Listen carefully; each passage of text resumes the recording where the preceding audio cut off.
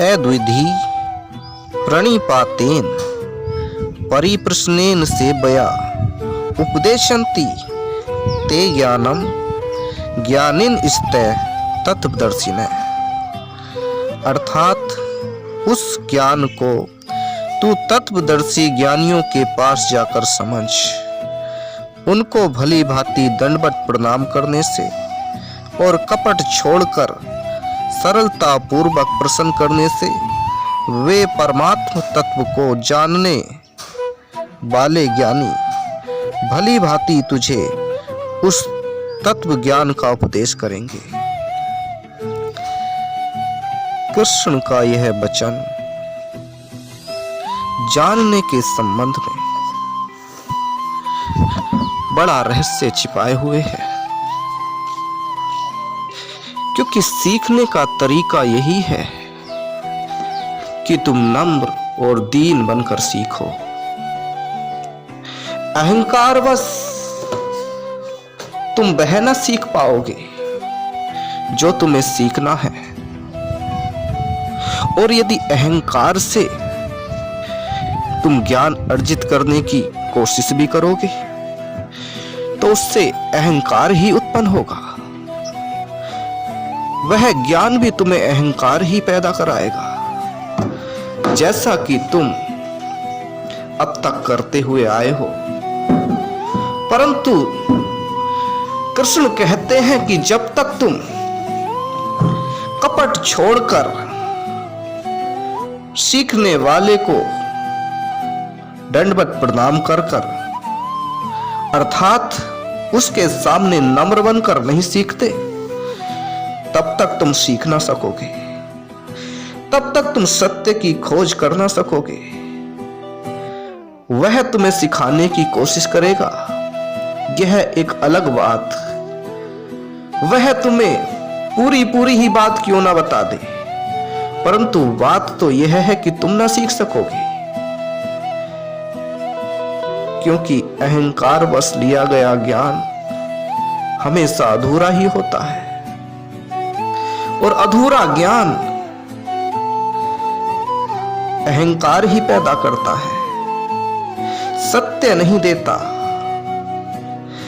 ज्ञान इसीलिए तो है कि तुम्हारी उन्नति करे, परंतु जो ज्ञान तुम्हारे अंदर अहंकार पैदा करे वह तुम्हारी उन्नति कहां कर रहा है, वह तो तुम्हें और अवनति के गड्ढे में ले जा रहा है। इसलिए सीखने के लिए नम्र होना बहुत ही जरूरी है,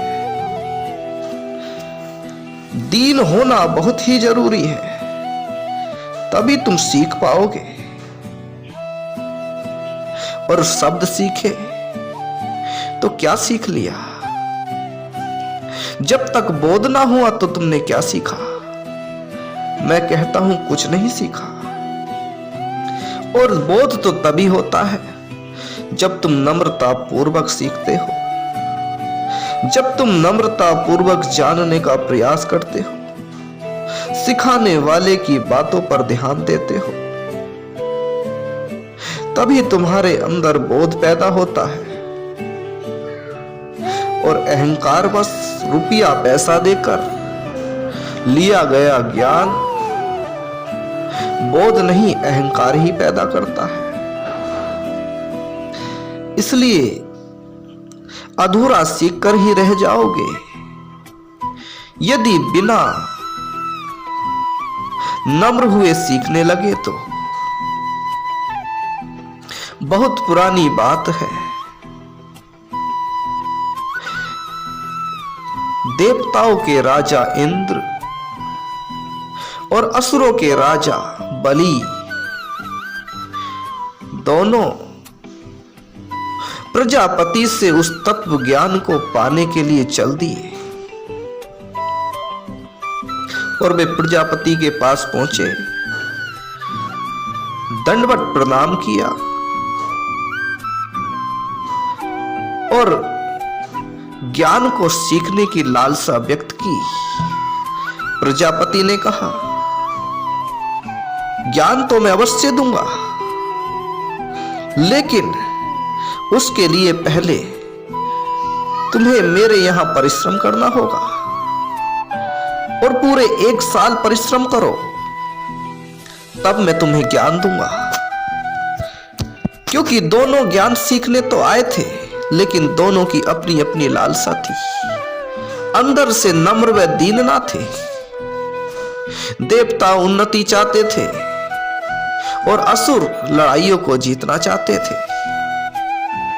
लेकिन गुरु तो वही होता है जो पहले इस काबिल बनाए कि शिष्य ज्ञान लेने लायक है भी या नहीं। इसलिए उन्होंने 1 साल कड़ी मेहनत करने के लिए कहा, और 1 साल जब मेहनत करी और मेहनत करने के बाद 1 साल के बाद जब दोनों प्रजापति के सामने उपस्थित हुए तो कहने लगे, हे प्रजापति, अब तो हमें ज्ञान दो, क्योंकि 1 वर्ष बीत गया है और तुमने वादा किया था कि 1 वर्ष बीतने के पश्चात मैं तुम्हें उपदेश करूंगा और उस तत्व ज्ञान का वर्णन करूंगा। लेकिन प्रजापति जानते थे कि दोनों अब भी बोध के काबिल ना हुए, इस काबिल ना हुए कि दोनों ज्ञान को अर्जित कर सके। लेकिन वादा किया था तो पूरा तो करना पड़ता ही ना। इसलिए प्रजापति ने कहा, जल लेके आओ, और जल लाया गया। और दोनों से कहा कि जल के अंदर देखो। जब दोनों ने उस जल के अंदर देखा तो क्या देखा कि दोनों की परछाई उस जल में दिखाई दे गई। और जब परछाई दोनों की दिखाई दे गई तो प्रजापति ने पूछा कि क्या देखते हो। इंद्र ने कहा कि यही कि हम अपने समान एक व्यक्ति जल में देखते हैं। बलि ने भी कहा कि हम अपने समान एक व्यक्ति जल में देखते हैं। प्रजापति ने कहा, तो समझ लो, वह तत्व ज्ञान, वह आत्मा जिसकी तुम खोज कर रहे हो यही है, और यही हो तुम जो तुम्हें जल में दिखाई पड़ता है। प्रजापति की बात से दोनों संतुष्ट हुए, अपने अपने घर प्रस्थान किया, नमस्कार किया कि ज्ञान ले लिया, अब चलते हैं। लेकिन मार्ग में ही पहुंचे थे, दोनों के मन में ख्याल उठा कि बात कुछ हजम नहीं होती। जल में चेहरा दिखा दिया, न जाने कितनी बार पहले भी चेहरा देखा था, बात कुछ हजम नहीं होती। क्योंकि बिना नम्र लिए गया ज्ञान अधूरा ही होता है। बेशक प्रजापति ने जो उन्हें सिखाने की कोशिश की, जल में आईना दिखाकर उन्होंने सब कुछ प्रदर्शित कर दिया, लेकिन अहंकारवश बात समझ में नहीं आती, इसलिए उनके भी ना आई। और प्रजापति जानते थे कि ना आएगी, क्योंकि अहंकार ना मिटा, वादा पूरा जो करना था।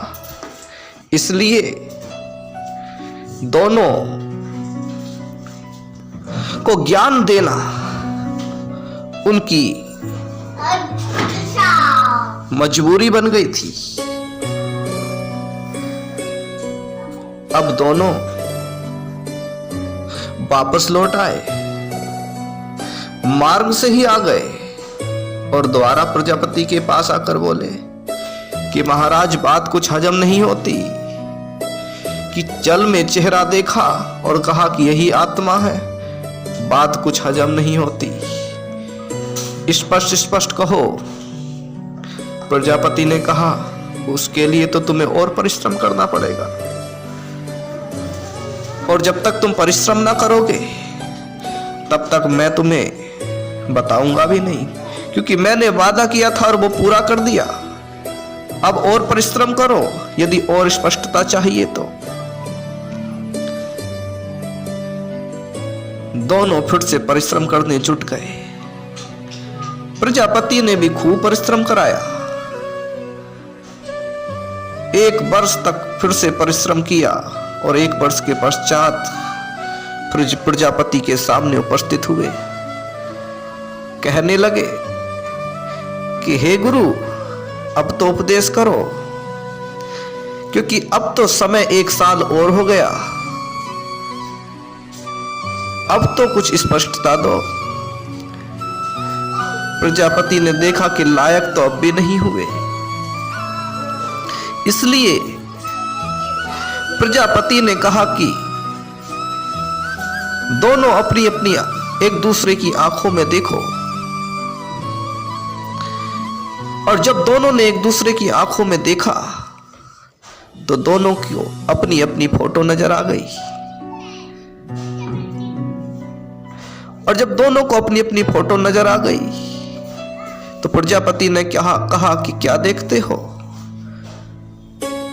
बोले कि यही कि हम अपना चित्र देखते हैं। प्रजापति जानते थे कि इस बार भी न समझ पाएंगे, क्योंकि लायक तो हुए नहीं है, लेकिन परिश्रम कराया है, ज्ञान तो देना ही पड़ेगा। वादा किया है, कैसे तोड़ सकता हूं? बोले कि जो तुम्हें दिखता है वही आत्मा है, वही तुम हो। दोनों की बेचैनी संतुष्ट हुई और दोनों चल दिए अपने अपने घरों को कि प्रणाम गुरुजी, जो ज्ञान लेना था वो ले लिया। और अभी मार्ग में ही इंद्र पहुंचे थे कि इंद्र के मन में ख्याल आया कि अब भी बात कुछ हजम नहीं होती,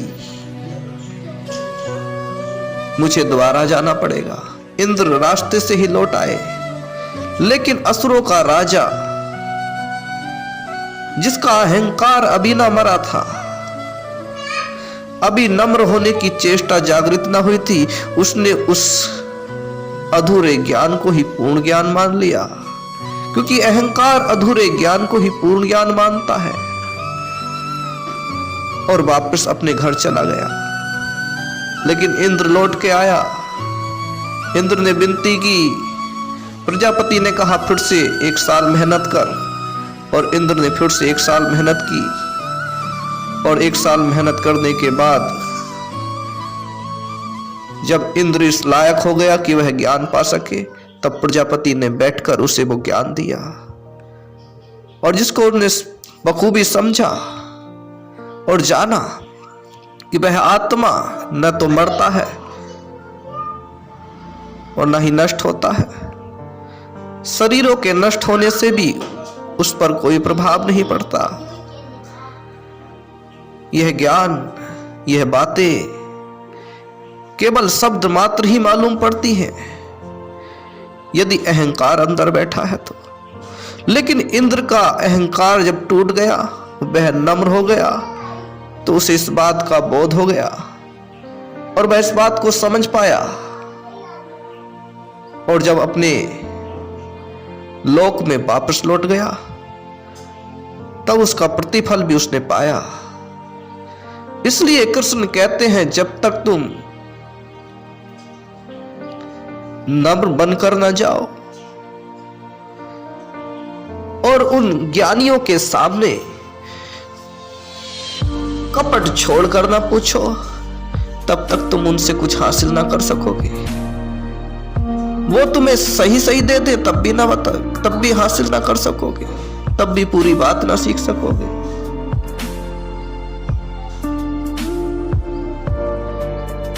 क्योंकि स्कूलों में दी जाने वाली शिक्षा इसी प्रकार की है। वहां पे पैसा दिया जाता है, बच्चे को शिक्षा के लायक नहीं बनाया जाता। इसलिए वो जो सीखता है वह सीख तो जाता है, परंतु उसमें आचरण की कमी रह जाती है। और जो नम्र और दीन होकर सीखता है वही आचरण पे खरा उतरता है और उसका आचरण सुधरता है, वही अनुशासित होता है। और जो नम्र व दीन बनकर नहीं सीखता, वो अपने जीवन में कभी अनुशासित नहीं होता। भले ही वो ज्ञान प्राप्त कर ले, अविद्या को प्राप्त कर ले, फिर भी उसकी उन्नति नहीं होती। फिर भी मैं मर्म नहीं जानता, फिर भी मैं उस बात को नहीं जानता जो सीखनी चाहिए थी। क्योंकि गुण उत्पन्न न हुए तो वह ज्ञान किस काम का,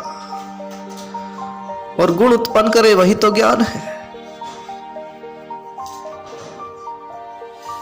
एक गुरु ने अपने शिष्य से कहा, बेटा मैंने तुम्हें पूरी जिंदगी भर बहुत कुछ सिखा दिया, परंतु अब भी तुम में एक कमी है।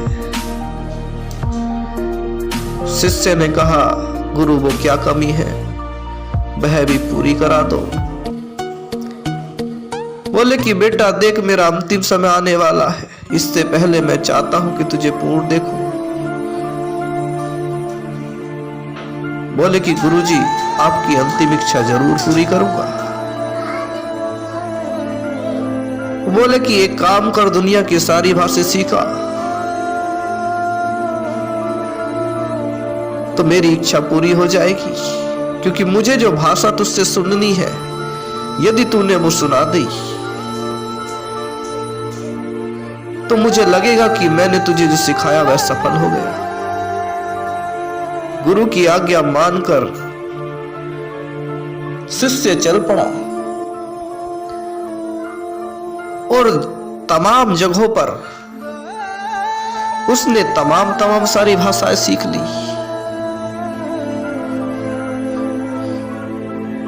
तमाम भाषाओं को सीखकर गुरु के पास लौटा।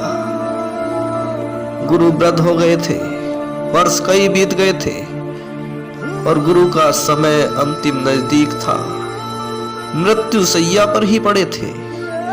शिष्य का आगमन हुआ। गुरु ने पूछा कि बेटा काम हो गया? शिष्य ने कहा, हाँ गुरुजी हो गया, क्योंकि कोई भी भाषा छोड़ी नहीं है, सारी सीख ली।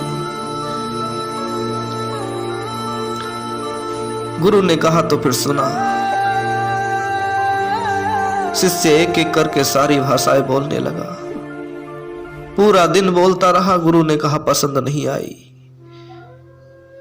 पूरी रात बोलता रहा। गुरु ने कहा पसंद नहीं आई।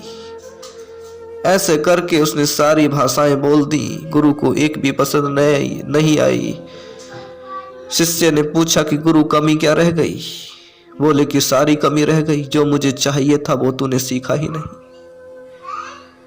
मुझे वो भाषा चाहिए थी जो प्रेम की है, और प्रेम के बोल तेरे अंदर से सुनाई ना पड़े। तूने ज्ञान अर्जित कर लिया, तमाम भाषाएं सीख ली, शब्द सीख लिए, परंतु बोध के तल में तू अब भी ऊपर ही रह गया, गहरा ना उतरा। तू इतनी सारी भाषा न सीखता, प्रेम की भाषा सीख जाता तो समझ लेना कि जो तूने मुझसे सीखा था वह सफल था, परंतु अब तो तूने सारे करे धरे पे पानी फेर दिया। खैर चल, अंतिम बात सुन, इस भाषा को भी सीख लेना, और यदि ये सीख ली तो समझ लेना कि मैंने तुझे कुछ सिखाया था, वरना मुझे गुरु भी मत कहना। और शिष्य गुरु की बात सुनकर हैरानी में पड़ गया। सोचने लगा कि इतने वर्ष गुरु के पास सीखा, लेकिन इतनी सी बात न सीख सका कि गुरु चाहते क्या है।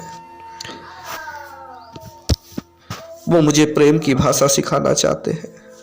इतना सारा ज्ञान इसीलिए उन्होंने दिया था ताकि मैं प्रेम की भाषा सीख सकूं, और वही मैं न सीख सका।